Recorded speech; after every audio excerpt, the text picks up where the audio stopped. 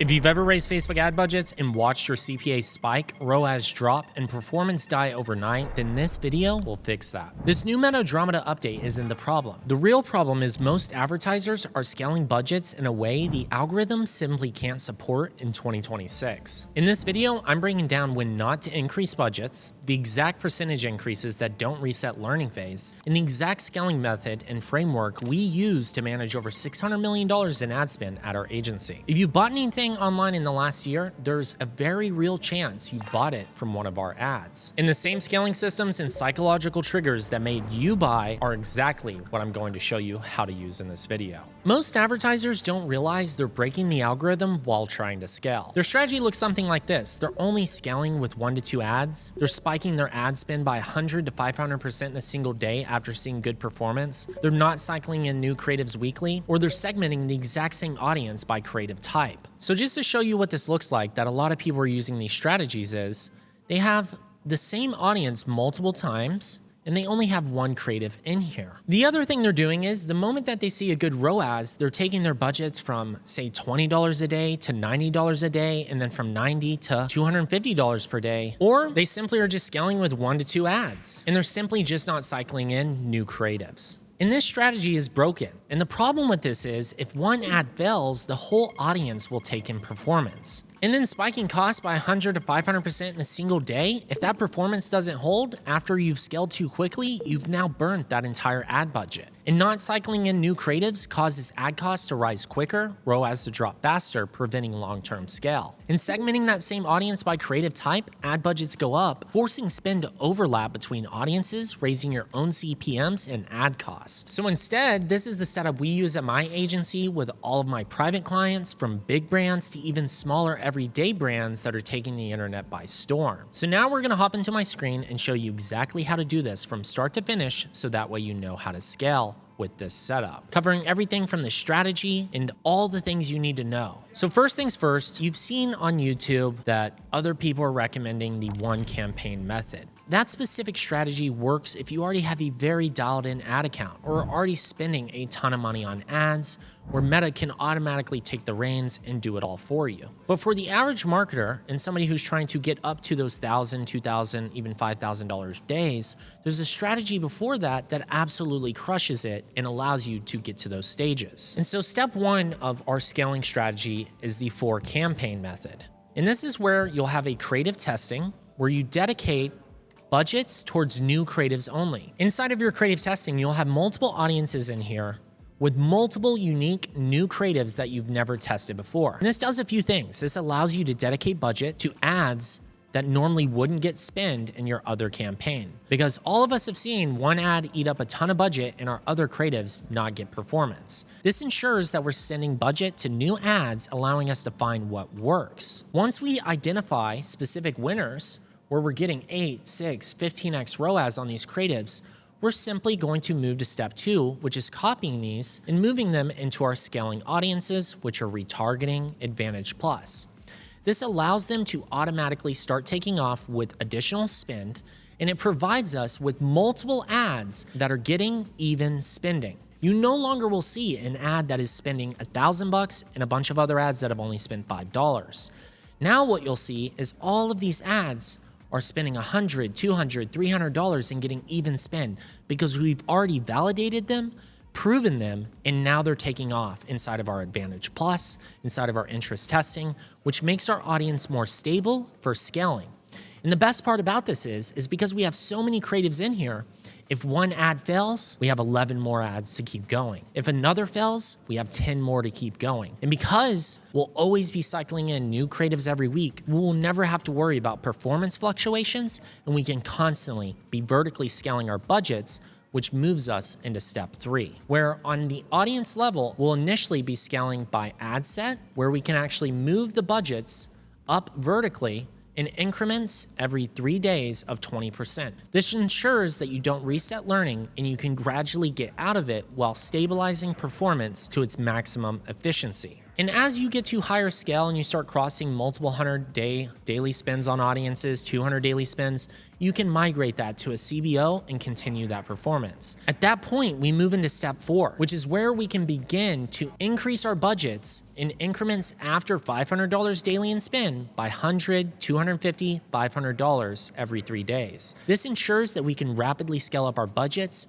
because we have a fresh cycle of creatives coming in, we have stable performance, and at this point, it's very unlikely, even if you were to reset learning phase by increasing this much, it will come back out of learning immediately and allow you to continue scaling. And the final step to this is, when we're looking at scaling, it's not always necessarily about raising spend to get more revenue. There are, in unique cases, ways to scale revenue without scaling spend. And the way we do that is by our final step, looking at something called micro budget shifting. And this is where, when you're on your ad set level or your campaigns, you can see some audiences are performing better than others. So we have one that's spending $65 a day at a 6x. We have another audience spending $120 a day at a near 12x ROAS. So you might ask the question, why would we even be spending $65 on this if we're getting twice as good as performance out of here with half the cost per result? Well, rather than necessarily turning that audience off, what we'll do is we'll take $25 from here and rotate it over to this audience. So we're spending the same amount of money daily, we're just moving budget towards what is already stabilized and able to hold a much better performance in terms of cost and ROAS. This allows us to scale revenue, increase our return on ad spend, lower our cost per acquisition